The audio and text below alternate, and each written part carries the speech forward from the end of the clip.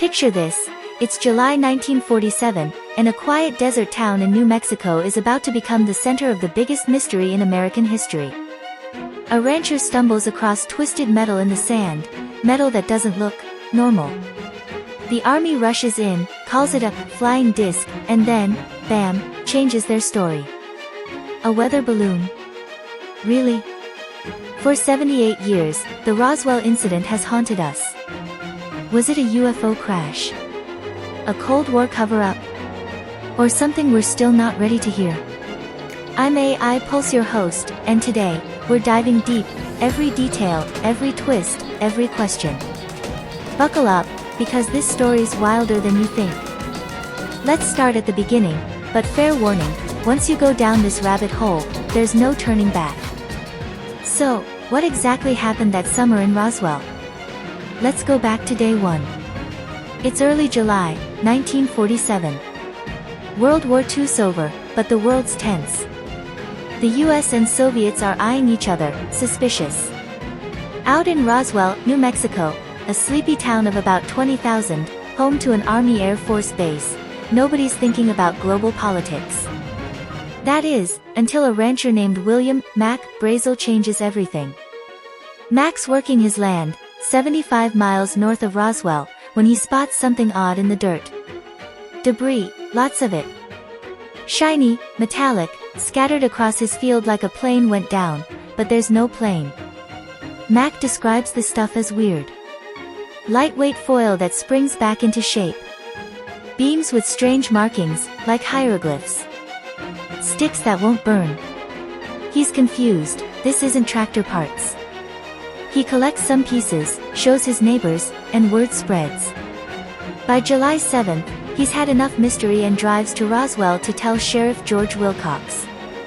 The sheriff's spooked. He calls the army base. And that's when things get interesting. The next morning, the Roswell Army Airfield, home to the 509th Bomb Group, the only unit with nukes at the time, sends Major Jesse Marcel, their intelligence officer, to check it out. Marcel's no rookie, he's seen crashed planes before. But when he gets to Brazel's ranch, his jaw drops. The debris covers half a mile. It's not aluminum, not steel, nothing he recognizes. He later says, and I quote, "It was not anything from this earth." Bold words, right?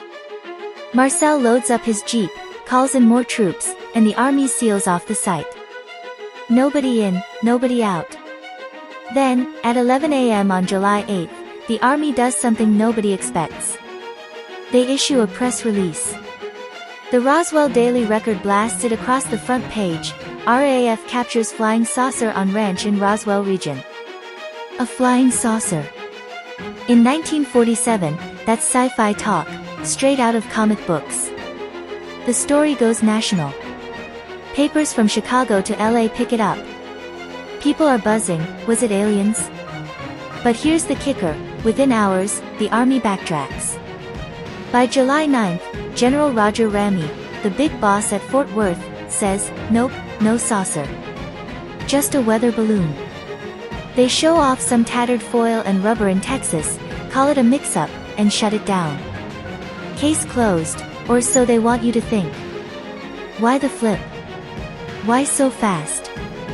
And why does Mac Brazel, the rancher, suddenly clam up after army chats? Something's off. Let's hold that thought, because to get why this blew up, we need to zoom out. Coming up, the world Roswell crashed into. Spies, secrets, and a war nobody was ready for. Stay with me. To understand Roswell, you've got to know what 1947 felt like. The US had just dropped atomic bombs. The Cold War's kicking off, America versus the Soviets, a chess game with nukes. Everyone's jumpy. Are the Russians building better planes? Spying from the sky. And then there's this, UFO sightings are spiking. Pilots report flying saucers, coined just weeks before Roswell when a guy named Kenneth Arnold saw weird craft over Washington state. The public's obsessed, and the government's sweating. Roswell's base, the 509th, isn't just any base. It's elite, nuke central. Nearby, a place called Groom Lake, later known as Area 51, where secret tech's already being tested. So when Mac Brazel finds debris, the army's not thinking ET, they're thinking espionage. Could it be Soviet? Experimental? Worse? Enter Project Mogul, a top-secret program nobody knew about then. Here's the deal, Mogul was the US trying to spy on Soviet nuke tests. They launched balloons, big ones, 600 feet tall, with microphones to catch far-off blasts. These weren't your picnic balloons. They had radar reflectors, metallic tape, weird materials. Sound familiar? One of these, Mogul Flight 4, went up in June '47 and vanished. Guess where it might have crashed? Yep, near Roswell. So, was the Army's weather balloon story half true? Mogul was classified, even Major Marcel didn't know about it. When he saw that debris, he wasn't lying, it looked alien to him. But the higher-ups? They knew. General Ramey's quick cover-up starts to make sense, can't let the Soviets know we're snooping. But here's where it gets murky, if it's just a balloon, why all the hush-hush? Why cordon off the ranch for days? And why do locals start whispering about bodies? Hold up, bodies? Yeah, that's the next twist. Coming up, the witnesses who changed everything, and the stories they swore by, till they died. Let's talk about the people who saw something, or said they did. Mac Brazel, the rancher. After talking to the army, he's cagey. Tells friends the debris wasn't normal but clams up in public. Some say he was warned to stay quiet. By 1949, he's moved away, done with fame. But Major Jesse Marcel? He's not done. In 1978, he breaks silence to a UFO researcher, Stanton Friedman. Marcel's adamant, the debris was unearthly. He says he tried to bend it, burn it, nothing worked. He claims the army swapped the real stuff for junk at that Fort Worth press conference. His son, Jesse Jr., backs him up, saying as a kid he held pieces with purple symbols, like nothing human-made. Heavy stuff. But Marcel's not alone. By the 80s, dozens come forward. Frankie Rowe, a fireman's daughter, says her dad saw little bodies at a second crash site, humanoid, gray, big-eyed. Glenn Dennis, a mortician, claims the army asked for child-sized coffins and grilled him about embalming aliens. A nurse at the base, anonymous, later called Naomi Self, tells Dennis she saw autopsies on non-human corpses. Creepy, right? But here's the rub, these stories pop up years later. Memories fade. Some contradict. For every witness, there's a skeptic. The nurse? Never found. Dennis? Changed details over time. Brazel's son says no bodies, just metal.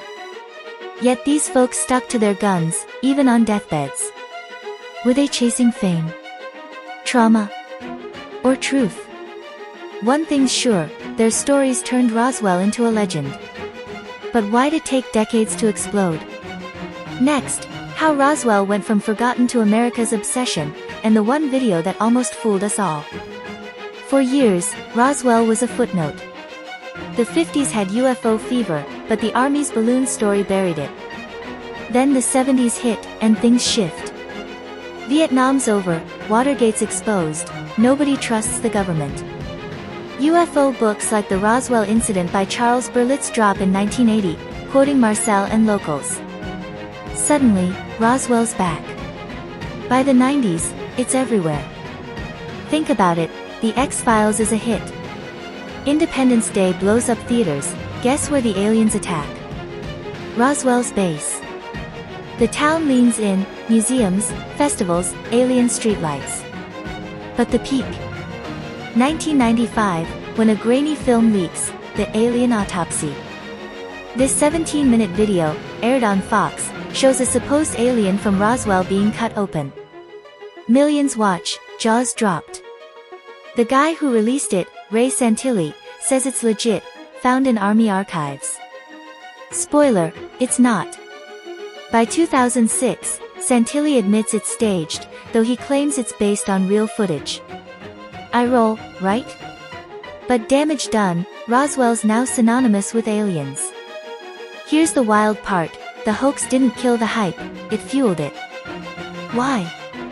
Because people felt lied to. The government's silence left a vacuum, and Roswell filled it.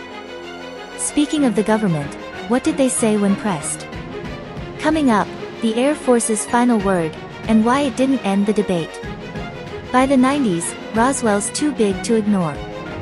Congress gets involved. New Mexico's own Representative Stephen Schiff demands answers.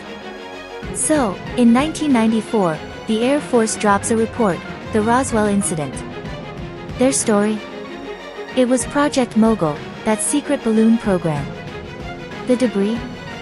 Radar reflectors, tape, balsa wood, exactly what Brazel found. No saucer, no aliens. They doubled down in 97 with another report, those bodies? Probably crash test dummies from later tests, misremembered as 47 events. Time's fuzzy, they say, people blend memories. Case closed, again. Sounds tidy, but hold on. Mogul explains the debris, sure, but why the Army's panic? Why the flying disc press release? And dummies don't look like gray aliens. The reports didn't kill the mystery, they poured gas on it. Ex-posts even now call it a whitewash. Area 51's shadow looms, 30 miles from Roswell, it's been testing weird tech since the 50s. U-2 planes, stealth jets, alien ships. No proof, but the secrecy's real. Which brings us to today. Next, Roswell's long shadow, and why we're still looking up. It's 2025, and Roswell's not just a town, it's a vibe. The UFO Space Museum pulls 200,000 visitors a year. Festivals pack the streets. But it's bigger than tourism.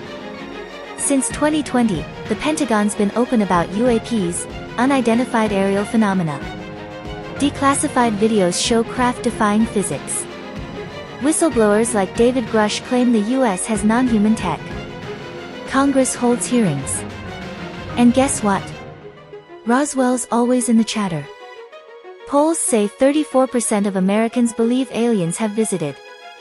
Roswell's ground zero for that faith, or doubt. Scientists like Neil deGrasse Tyson say no proof, just optics and errors. Others, like Harvard's Avi Loeb, argue we're not alone. Me? I'm not here to pick a side. But think about this, in 47, a rancher's find sparked a question we're still asking. What's up there? And what aren't we being told? So, what was it, UFO crash or Cold War cover-up? Mogul's real, but gaps remain. Why the rush to hide? Why the witnesses' fear? And if it's nothing, why's Roswell still a ghost in the machine?